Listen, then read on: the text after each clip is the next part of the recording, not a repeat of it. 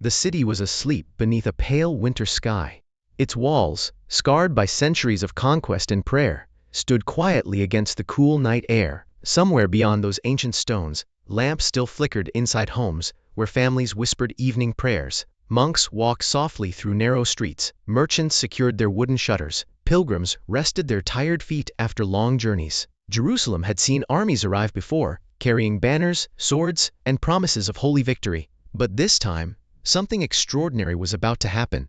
A man was coming to reclaim one of the most desired cities on earth, and he would do it without storming the walls, without laying siege, and without ordering thousands of soldiers into battle. In an age when kings measured glory through bloodshed and crusades were remembered for desperate fighting, this ruler chose words instead of weapons. Many celebrated him. Others condemned him. Even today, historians continue to debate whether his achievement was an act of remarkable diplomacy or a dangerous compromise. The story has often been overshadowed by louder wars and more dramatic battles. Yet, in many ways, it is one of the strangest chapters in medieval history. It reminds us that history is not always shaped by the clash of steel. Sometimes it changes because two rivals become tired of endless conflict. Sometimes the fate of a holy city rests not on the battlefield, but across a quiet table where cautious voices weigh impossible choices. Welcome back. If slow journeys through the past help you unwind at the end of the day, consider staying with this channel by subscribing and returning for future stories. And if you feel like sharing, leave a comment with your city and the local time where you are listening. It is comforting to imagine people from different corners of the world settling into the same quiet story beneath different night skies. Now, allow yourself to relax. Let the noise of the day drift a little farther away. Imagine the crackle of distant campfires, the echo of church bells across old stone streets, and the cool wind moving gently over the hills of the Holy Land. Tonight, we travel back to the years 1228 and 1229, when one of history's most unlikely crusades unfolded not through conquest, but through conversation. To understand why this happened, we must first step back into a world where Jerusalem was far more than a city. For Christians across Europe, Jerusalem represented the place where Jesus Christ had lived, preached, died, and, according to their faith, risen again. Pilgrims dreamed of seeing the Church of the Holy Sepulchre with their own eyes. Kings believed protecting the city was both a sacred duty and a source of enormous prestige. Even people who would never travel farther than the nearest village spoke of Jerusalem with deep emotion. It existed not only on maps, but also in prayers, songs, and sermons. For Muslims, the city held profound importance as well. It was home to the noble sanctuary, where stood the Dome of the Rock and the Al-Aqsa Mosque. Islamic tradition connected the city with the Prophet Muhammad's night journey. Jerusalem was woven into centuries of devotion, scholarship, and memory. Protecting it became both a political responsibility and a religious obligation. To Jewish communities scattered across many lands, Jerusalem remained the spiritual heart of their history. Though centuries had passed since the destruction of the Second Temple, prayers continued to face the city. Hope for Jerusalem survived through exile, tradition, and faith. Three great religions looked toward the same city. That mattered, because whenever Jerusalem changed hands, it was never merely a political event. It touched millions of lives, stirred powerful emotions, and reshaped relationships across continents. The First Crusade, launched more than a century earlier in 1096, had stunned the medieval world. Thousands of European knights and pilgrims crossed mountains, rivers, and deserts before capturing Jerusalem in 1099 after a brutal siege. Contemporary accounts describe terrible violence following the city's fall. Christians celebrated what they believed was a miraculous victory, while Muslims remembered it as a devastating tragedy. The memory of those days lingered for generations. Over the following decades, the Crusader kingdoms struggled to survive. Castles rose across the landscape.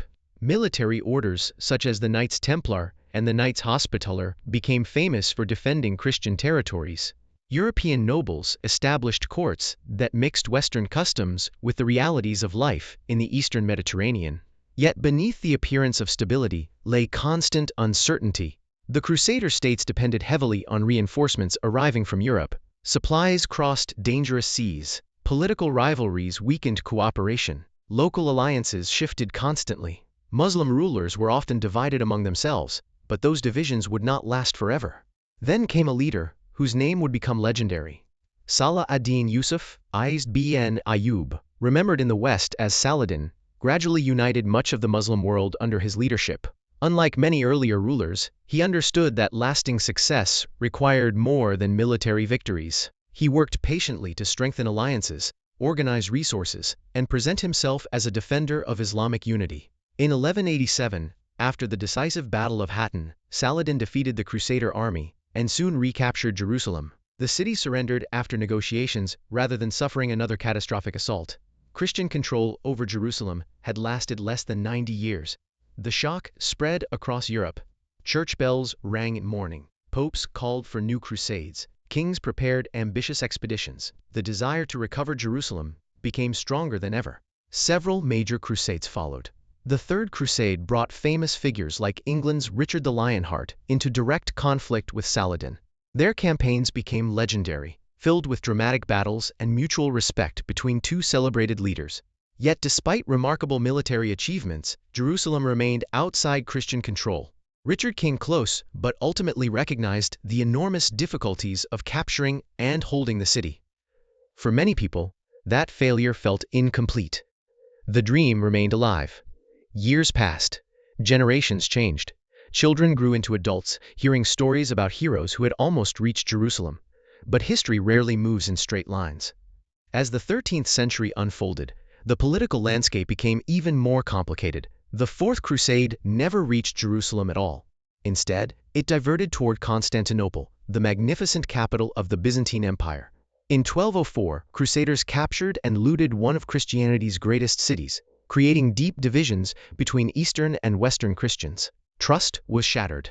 Wealth changed hands. Ancient churches were stripped of treasures. Many ordinary believers struggled to understand how a campaign intended to recover Jerusalem had instead attacked fellow Christians. The answer, as so often in history, lay in debts, politics, ambition, and miscalculation. Meanwhile, the Muslim world also experienced change. Saladin had died in 1193. His empire passed to members of the Ayyubid dynasty, who inherited not only his achievements, but also the difficult task of governing a vast territory. Family rivalries emerged. Brothers, nephews, and sons competed for influence. Regional governors pursued their own interests. Unity proved much harder to preserve than to create. This did not mean the Muslim world became weak. Far from it. Cities such as Cairo and Damascus remained centers of trade, learning, architecture, and military power.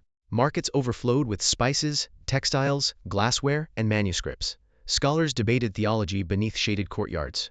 Caravan routes carried goods from Africa, India, Central Asia, and beyond. The Mediterranean connected worlds rather than separating them. Yet political disagreements created opportunities. Sometimes, enemies on opposite sides of a frontier found themselves less hostile than rivals within their own families. That quiet truth would shape everything that followed. Back in Europe, another remarkable figure was growing into adulthood. His name was Frederick II. He was not a simple man. Born in 1194, Frederick inherited extraordinary responsibilities at a young age. He became King of Sicily, later King of Germany, and eventually Holy Roman Emperor. His domains stretched across diverse cultures and languages. Unlike many rulers of Northern Europe, Frederick grew up in Sicily, an island where Latin Christians, Greek Christians, Muslims, and Jews had lived alongside one another for generations. The royal court of Palermo reflected this diversity. Arabic could be heard alongside Latin and Greek. Muslim scholars worked with Christian officials. Translators copied scientific texts. Physicians exchanged knowledge drawn from different civilizations. The palace gardens displayed influences from many cultures. Visitors sometimes remarked that Frederick's court seemed unlike any other in Europe. As a child, Frederick absorbed this remarkable environment. He developed an unusual curiosity about the natural world. He enjoyed discussing philosophy, mathematics, astronomy, medicine, and languages. He reportedly spoke several languages and encouraged learning wherever he found it. His interests stretched far beyond warfare. This earned him admiration from some contemporaries. It also earned suspicion. Many church leaders worried that Frederick was too independent. Some believed he respected Muslim scholarship more than was appropriate for a Christian emperor. Others questioned whether his curiosity distracted him from his religious duties. History has a habit of turning complex people into simple symbols. Some remembered Frederick as an enlightened ruler ahead of his time. Others portrayed him as arrogant and dangerously ambitious. The reality was far more complicated. He possessed immense intelligence, but also great pride.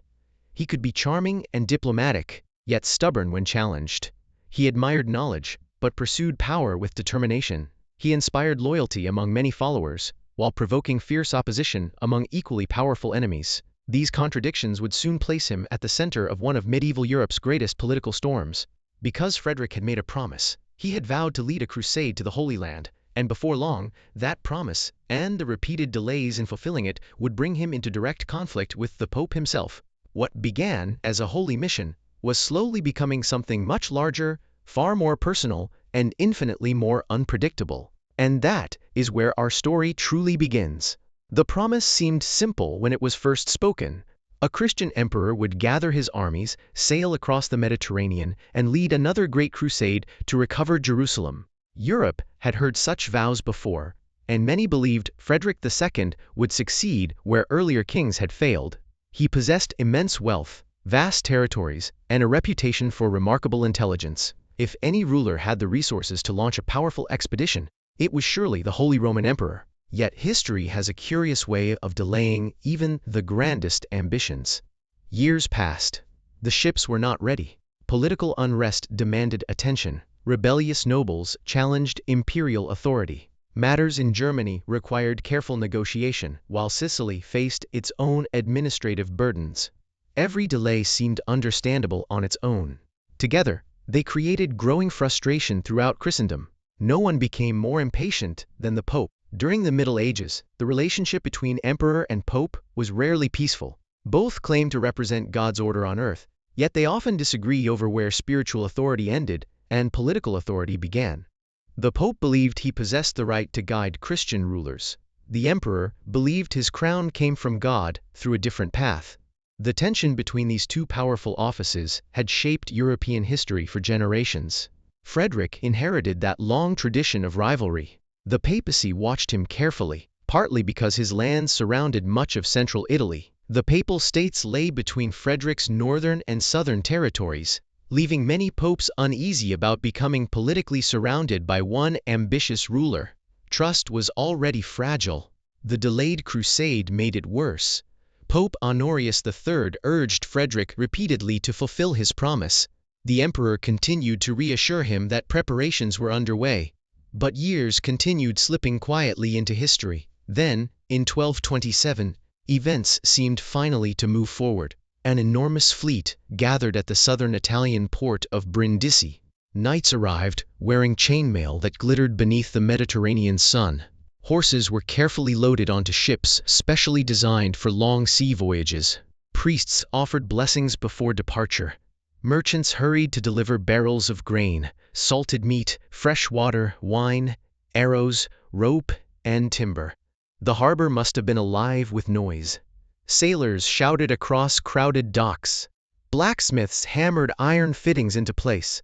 Families embraced loved ones they might never see again. Children watched the great ships with wide eyes, imagining distant cities whose names they had only heard during church sermons. For many participants, this was more than a military campaign. It was a pilgrimage. Many believed they were journeying toward the holiest places in Christianity. Some expected glory. Others expected hardship. Quite a few expected never to return home. Then disaster arrived, not with enemy armies, but with disease. Crowded medieval ports were dangerous places. Thousands of travelers lived closely together. Clean water was limited. Medical knowledge remained uncertain. Illness could spread rapidly.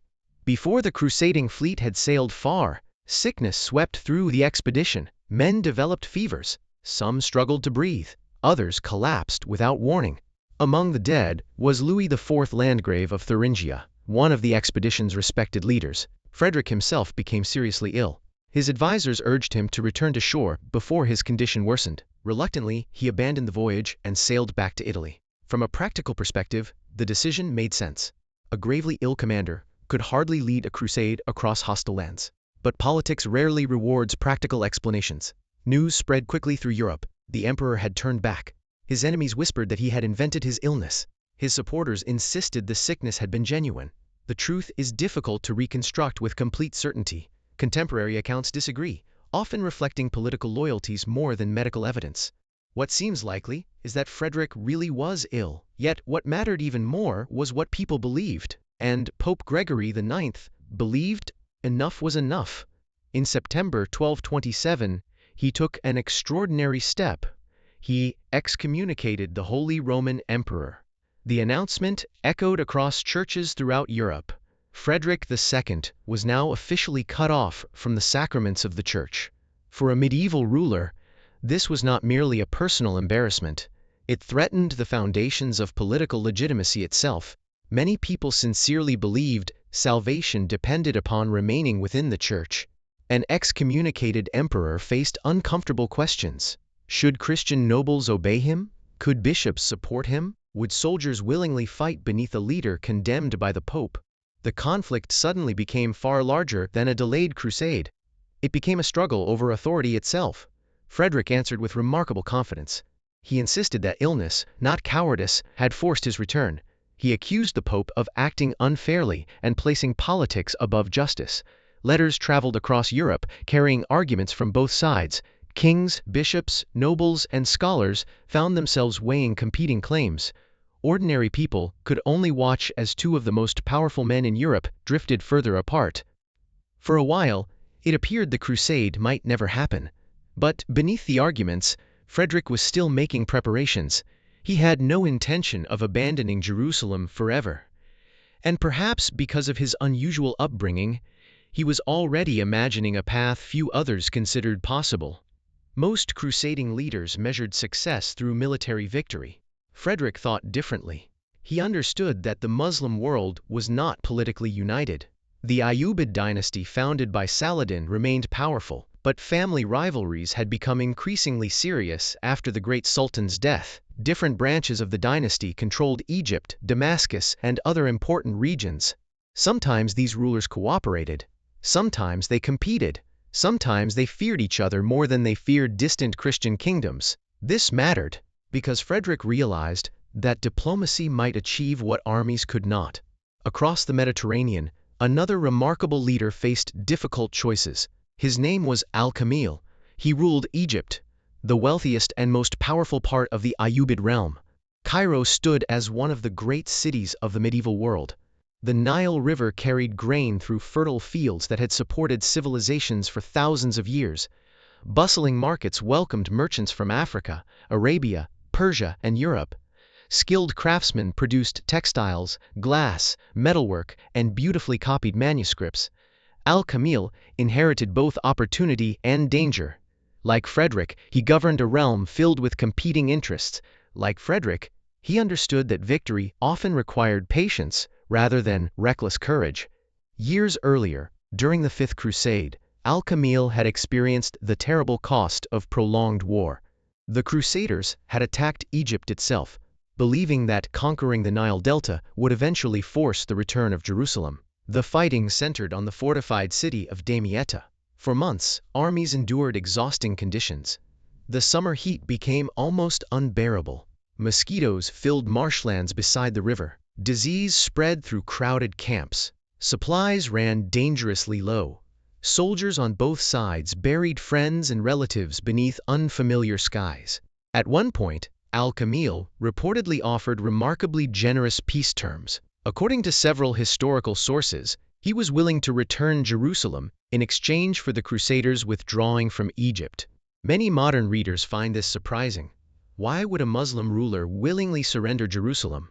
The answer lies in strategy. Egypt mattered even more. The Nile sustained enormous populations. Losing Egypt threatened the survival of the entire Ayyubid state. Jerusalem possessed immense religious significance, but Egypt possessed unmatched economic and military importance. The Crusader leadership rejected the offer. Confident of total victory, they continued fighting.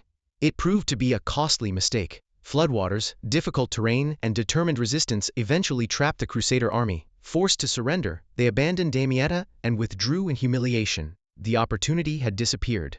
History remembered the campaign as a painful lesson about overconfidence. But Al-Kamil never forgot those negotiations. He had already shown himself willing to exchange territory for lasting security. When Frederick II stepped onto the stone quays of Acre, he entered a land where almost every hill carried a memory, and every road seemed to lead toward an unfinished story.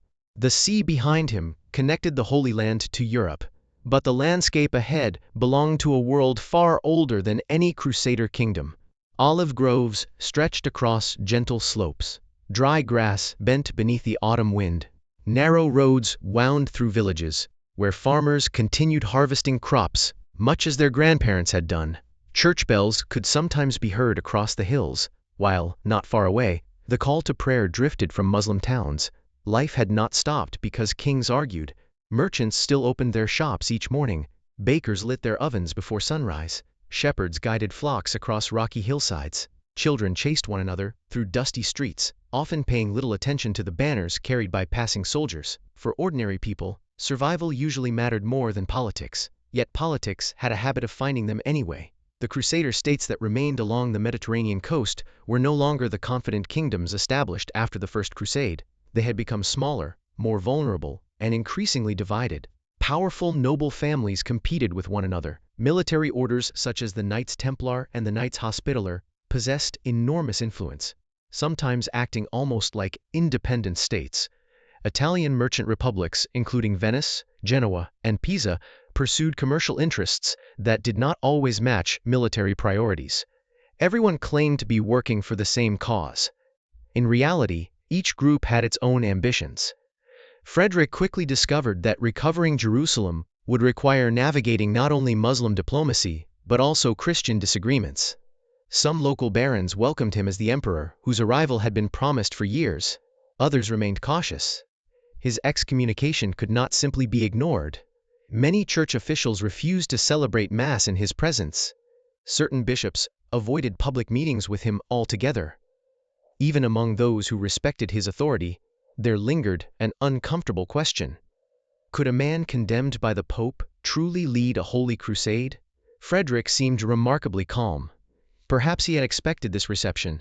He understood that force alone could not solve these problems. Charging toward Jerusalem without sufficient support would almost certainly end in disaster. The city's defenses remained formidable, and even if it were captured by assault, holding it against future attacks would require an enormous military commitment. He had studied history. He knew why earlier victories had faded. Jerusalem was not difficult merely to conquer. It was difficult to keep. That realization shaped every decision he made. Instead of preparing siege engines, Frederick prepared letters. Messengers quietly left Acre, carrying carefully written messages toward Egypt.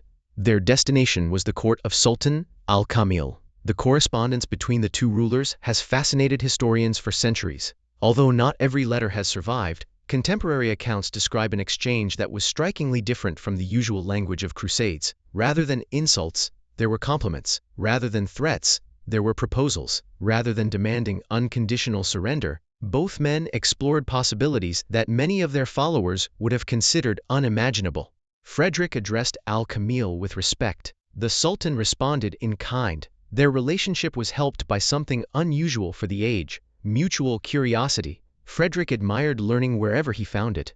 He had long been interested in Arabic science, mathematics, medicine, and philosophy. At his Sicilian court, Muslim scholars had translated important works into Latin. Falconry, astronomy, and natural history fascinated him, and many of these fields had flourished within the Islamic world. Al-Kamil recognized that the emperor was unlike many previous crusading leaders. This did not make them friends. They remained political rivals with profoundly different religious commitments. But they could speak to one another as educated rulers who understood that endless war exhausted kingdoms as surely as defeat. That mattered, because beyond the formal letters lay a much larger political reality. Al-Kamil's position was becoming increasingly complicated. His family was once again divided. Relations with his brother, who ruled Damascus, had grown uncertain. Other Ayyubid princes watched carefully for any sign of weakness. If civil war erupted within the dynasty, Egypt might find itself fighting on multiple fronts. Jerusalem, despite its spiritual importance, was not the strongest military fortress in the region. Its walls had been damaged years earlier. Its strategic value had changed. Protecting Egypt remained Al-Kamil's highest priority. Frederick understood this perfectly. He realized that the Sultan might accept concessions in Palestine if doing so secured peace elsewhere. The emperor therefore offered something unusual, not conquest, stability. Imagine the quiet rooms where these negotiations unfolded. Scribes dipped reed pens into ink, wax seals cooled upon folded letters. Trusted messengers rode for days beneath the Middle Eastern sun, crossing hills and valleys where ordinary travelers had little idea they were carrying documents that might reshape history. Every message required careful wording. A sentence too harsh could end negotiations. A promise too generous might anger supporters. Both rulers walked a narrow path between compromise and honor. Meanwhile, rumors spread across Acre. Some knights welcomed the emperor's strategy, others viewed diplomacy with deep suspicion. They had crossed seas expecting battle. Many believed Jerusalem could only be reclaimed through military victory blessed by God. Negotiation felt strangely unsatisfying. Could a crusade succeed without fighting? The very question challenged everything many people believed about holy war. Among the military orders, opinions were divided as well. The Knights Templar, renowned for their discipline and battlefield courage, worried that concessions might leave Christian pilgrims vulnerable in the future. The Hospitallers shared some of these concerns. They had devoted their lives to defending Christian communities in the Holy Land. Peace sounded appealing, but only if it lasted. History had taught them how fragile treaties could become. Frederick listened carefully. Yet he remained committed to his approach. He seems to have believed that another large battle would benefit no one. His army was relatively small. Al-Kamil's forces remained formidable. Even victory might leave Jerusalem ruined once again. Perhaps words could preserve what swords usually destroyed. Not everyone agreed. Back in Europe, Pope Gregory IX reacted with growing anger. Instead of praising Frederick for continuing the crusade despite enormous difficulties, the Pope intensified his criticism. Papal representatives reportedly worked to undermine the emperor's authority even while he remained in the Holy Land. It was an extraordinary situation. The Christian ruler attempting to recover Jerusalem found himself opposed not only by political enemies, but also by the head of the Western Church.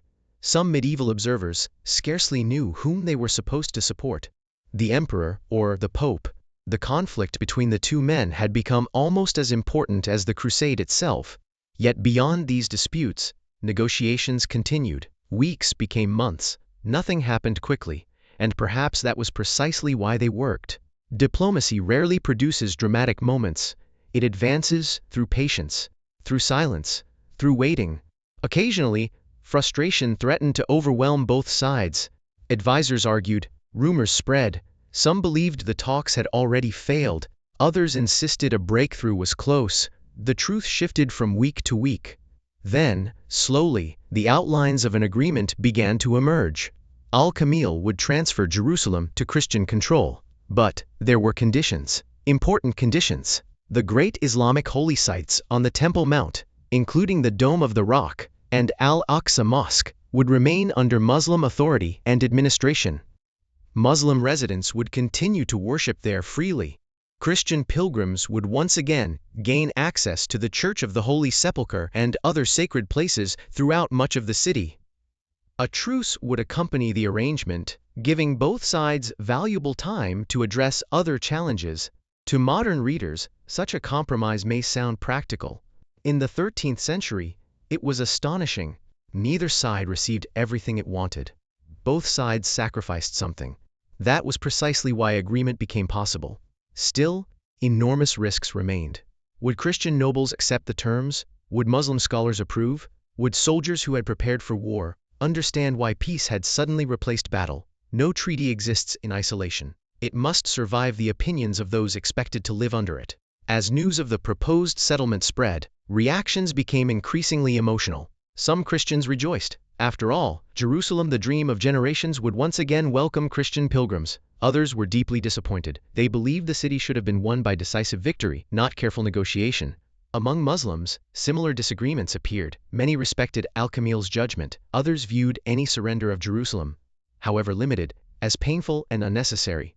The agreement satisfied almost no one's ideals, yet it prevented another devastating war. Sometimes history's greatest achievements appear strangely imperfect.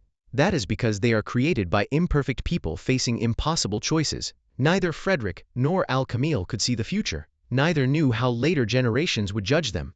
They acted according to the pressures of their own time. And soon, after months of cautious diplomacy, the treaty would be signed, without a siege, without a great battle, without the thunder of thousands of charging knights. Jerusalem was about to change hands, in a way almost no one had believed possible. But the peaceful victory would prove to be only the beginning of an even more remarkable and deeply controversial chapter in the city's long history. The winter air over the hills of Judea carried a quiet stillness that few people could have imagined only a few months earlier. For generations, the roads leading toward Jerusalem had been associated with marching armies, anxious pilgrims, and the uncertainty of war.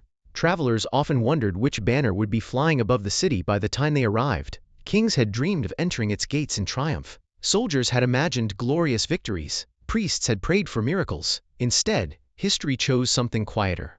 On the 18th of February, 1229, after months of careful negotiation, Frederick II and Sultan Al-Kamil concluded what has become known as the Treaty of Jaffa. Although historians continue to debate some of its precise details and local implementation, its central achievement was extraordinary. Much of Jerusalem, along with Bethlehem and several nearby territories, would pass peacefully into Christian control for a period of 10 years, while the sacred Islamic sanctuaries on the Temple Mount, including the Dome of the Rock and Al-Aqsa Mosque, would remain under Muslim administration.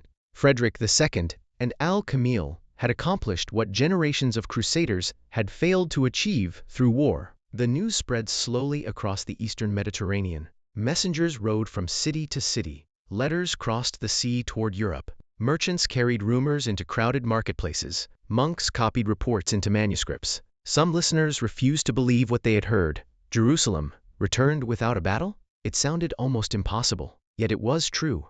The city that had inspired countless prayers and thousands of deaths had changed hands through signatures rather than swords. For a brief moment, the endless rhythm of crusade and counter-crusade paused. That pause mattered, because peace, even temporary peace, allowed ordinary life to breathe again. Pilgrims once more prepared for journeys they had feared might never be possible. Caravan routes became safer. Farmers worked fields without expecting an army to appear over the next hill. Shopkeepers reopened businesses that had struggled during years of uncertainty. Bells rang from churches while, nearby, the familiar call to prayer continued from Muslim holy places. The city remained shared. It remained complicated, but it remained alive. A few weeks later, Frederick himself traveled toward Jerusalem.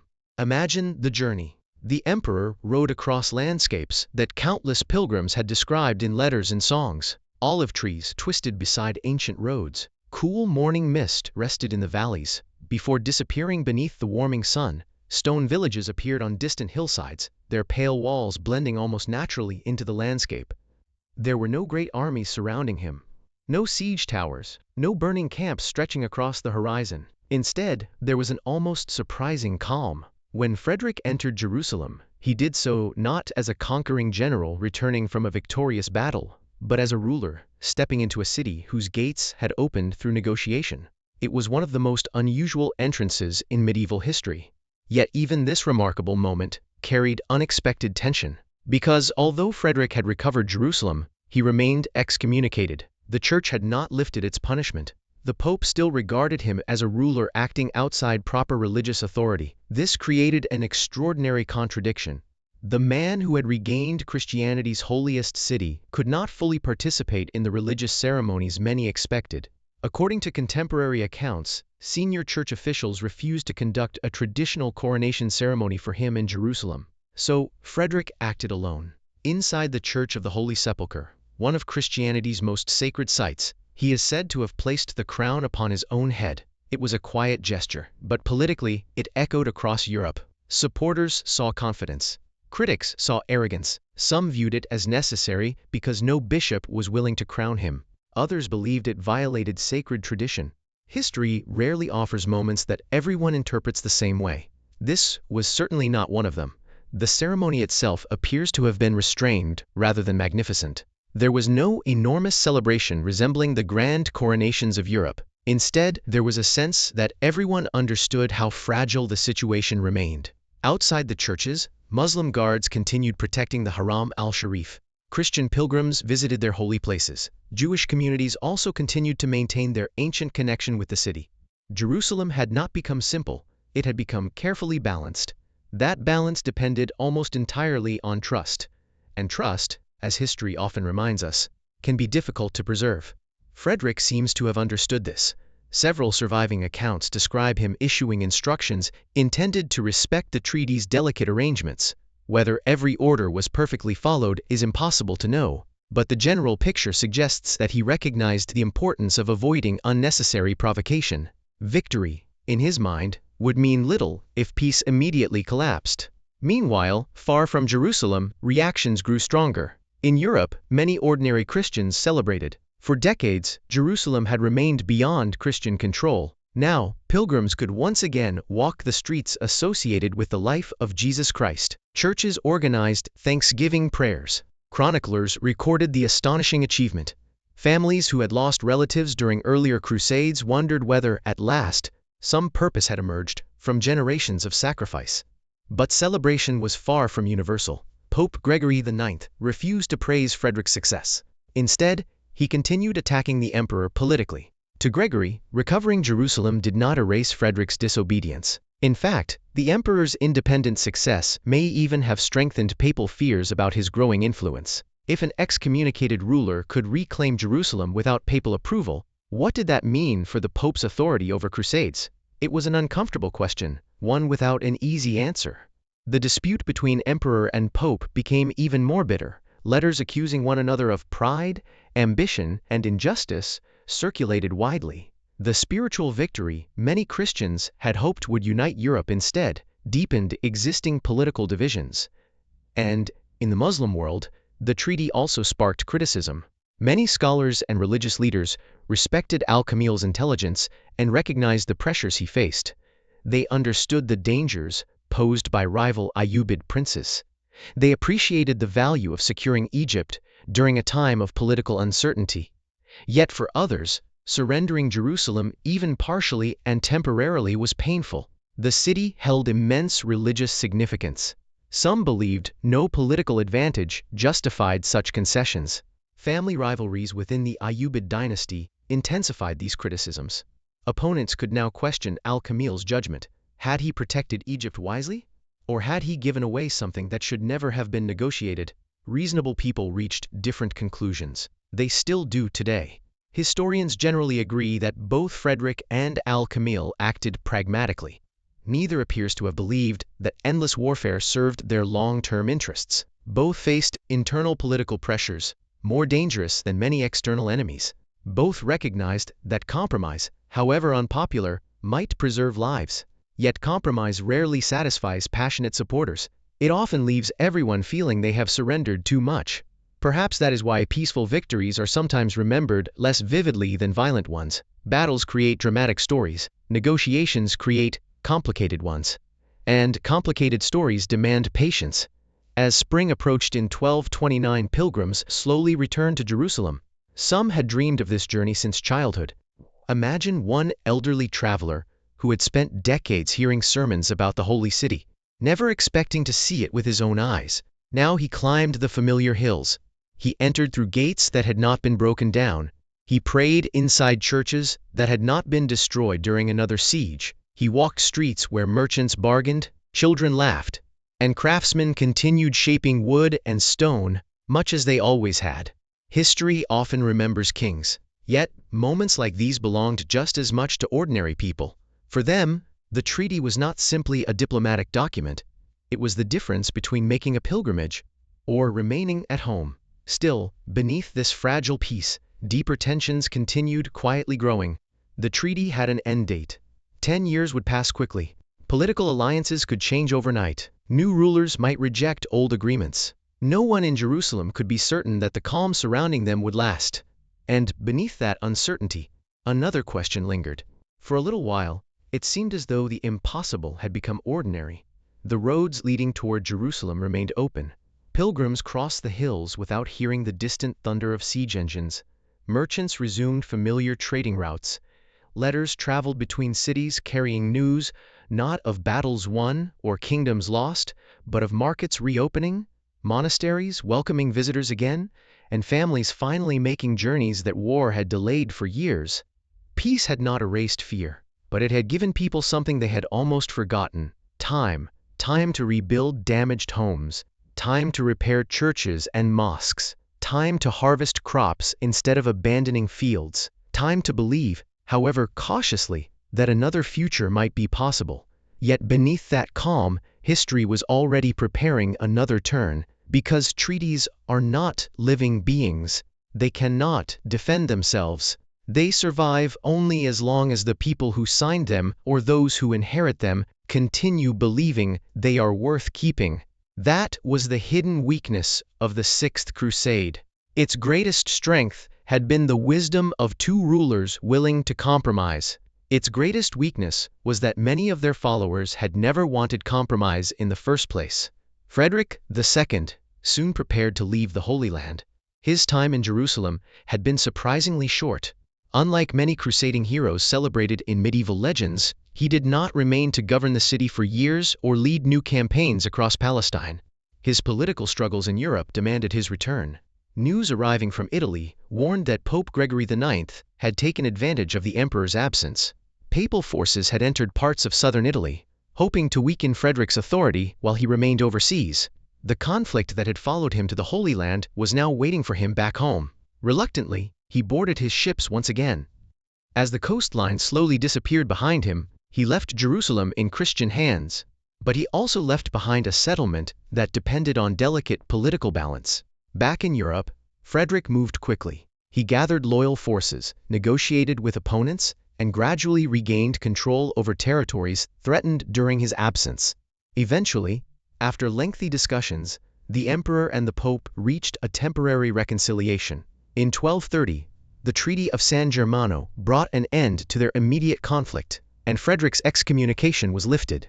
It was an important moment. The man who had recovered Jerusalem without battle was once again fully accepted within the church. But the deeper rivalry between empire and papacy never truly disappeared. Throughout the remainder of Frederick's life, periods of cooperation alternated with renewed hostility. Popes continued to worry about the emperor's growing influence. Frederick continued defending what he believed were his imperial rights. The arguments changed. The tension remained. Meanwhile, life in the Holy Land continued beneath the fragile protection of the treaty. For several years the arrangement largely held. Pilgrims visited Jerusalem. Religious ceremonies resumed. Trade continued. There were occasional disputes, local conflicts, and moments of uncertainty as there always had been, but no great crusading siege shattered the city. To people living there, these ordinary years may have felt extraordinary. Children born during this period knew Jerusalem not as a battlefield, but as a place where different communities existed under an uneasy but functioning agreement. That quiet reality rarely receives as much attention as dramatic wars, yet perhaps it deserves more. History often celebrates victory. It sometimes overlooks peace. But the story was not over. Far from it. In 1239, after the agreed period of truce expired, political conditions across the region changed once again. Rivalries within the Ayyubid dynasty intensified. New crusading expeditions arrived from Europe with different leaders and different priorities. Carefully negotiated understandings slowly began to unravel. Then came an even greater shock. In 1244, a force of Khwarezmian warriors, driven westward by the expanding Mongol Empire and fighting alongside certain Muslim allies, entered Jerusalem. The city was captured after fierce conflict, bringing an end to the peaceful arrangement that Frederick and Al-Kamil had created. Christian control of Jerusalem was lost once again, and this time it would never be permanently restored by the Crusader states. The news echoed across Europe. Once again, bells rang. Once again, sermons called for action. Once again, kings considered new crusades. The Seventh Crusade, led by King Louis IX of France, would eventually follow, but Jerusalem itself remained beyond lasting Christian control. Looking back across the centuries, it is tempting to ask a simple question: did the Sixth Crusade succeed? The answer depends entirely on what success means. If success means reclaiming Jerusalem, then yes. Frederick accomplished something no other crusading leader had managed since Richard the Lionheart. He entered the holy city without destroying it. He recovered Christian access to its holiest places. He achieved this through negotiation rather than slaughter. That achievement was extraordinary. If success means securing Jerusalem permanently, the answer becomes more complicated. The agreement lasted only as long as the political circumstances that had created it. Once those circumstances changed, the settlement gradually dissolved. But perhaps that is asking too much of any treaty. No peace agreement can guarantee eternity. It can only offer people an opportunity. Whether that opportunity grows or disappears depends upon future generations. Historians continue debating Frederick II's motives. Was he primarily driven by genuine religious devotion? Was he seeking political prestige? Did he simply recognize that diplomacy offered the best chance of success? The surviving evidence suggests that all of these factors probably played a role. Like most human beings, especially those carrying enormous responsibility, Frederick was shaped by many ambitions at once. He was neither a flawless hero nor a simple villain. He was a ruler navigating extraordinary circumstances with unusual methods. The same can be said of Al-Kamil. In some older accounts, he was criticized for surrendering Jerusalem. Modern historians often present a more balanced picture. He faced powerful rivals within his own family. He needed stability more than symbolic victories. Protecting Egypt, the economic heart of his realm, was a strategic necessity. The treaty reflected calculation rather than weakness. Both rulers understood something that many of their contemporaries struggled to accept. Sometimes preventing war requires more courage than beginning one. That lesson remains surprisingly modern. Even today, the Sixth Crusade stands apart from almost every other crusade in history. It reminds us that diplomacy has always been part of the medieval world, even if dramatic battles receive more attention in books and films. Kings exchanged letters. Scholars shared knowledge across cultural boundaries. Merchants crossed religious frontiers. Languages, ideas, medicines, mathematics, and technologies moved between civilizations far more often than simple stories of endless conflict suggest. The Middle Ages were never as isolated as we sometimes imagine. They were connected by ships sailing the Mediterranean, by caravans crossing deserts, by translators working quietly in libraries, and by rulers who occasionally recognized that conversation could achieve what armies could not. That may be the greatest legacy of the Sixth Crusade. Not merely that Jerusalem changed hands without a siege, but that, for one remarkable moment, two powerful leaders chose negotiation in an age that expected bloodshed. History remembers battles because they are loud. It remembers peace more softly, yet quiet moments can change the world just as surely. Today, visitors still walk the ancient streets of Jerusalem. The stones beneath their feet have witnessed Roman legions, Byzantine emperors, Muslim caliphs, Crusader knights, Mamluk sultans, Ottoman governors, and countless ordinary people whose names have disappeared into history. Every layer of the city tells a different story. Every gate has welcomed strangers. Every generation has left behind its own hopes, fears, and prayers. The Sixth Crusade is one of those layers. It does not erase the suffering that came before it, nor the conflicts that followed. Instead, it offers a rare reminder that history is never only a story of conquest. It is also a story of choices, of letters written instead of swords drawn, of difficult compromises accepted by imperfect people, of opportunities that appeared briefly before slipping away again. And perhaps that is why this quiet crusade still matters. Not because it solved every problem. It did not. Not because it created permanent peace. It could not. But because it showed that even during one of history's most violent eras, another path remained possible. Whether that path lasted was another question entirely. As our journey comes to an end, imagine the evening settling once more over medieval Jerusalem. The day's final light fades across weathered stone. Lamps begin to glow behind narrow windows. The sound of footsteps grows quieter as travelers seek shelter for the night. Somewhere, a monk finishes his prayers. Somewhere else, a scholar rolls up a manuscript after a long day's work. A merchant closes his wooden shop door, while a family gathers for an evening meal, grateful for another peaceful day. They could not know what future generations would remember. They simply lived the history that others would later write. And, if you are still awake, thank you for walking these ancient roads with me tonight. There are countless more stories waiting beyond the next horizon. Stories of forgotten kingdoms, remarkable rulers, ordinary lives, and unexpected moments that changed the world. But for now, let the city grow quiet once more. Let the echoes of distant footsteps fade into the night, and allow history, for just a little while, to keep you peaceful company as the evening carries you gently toward rest.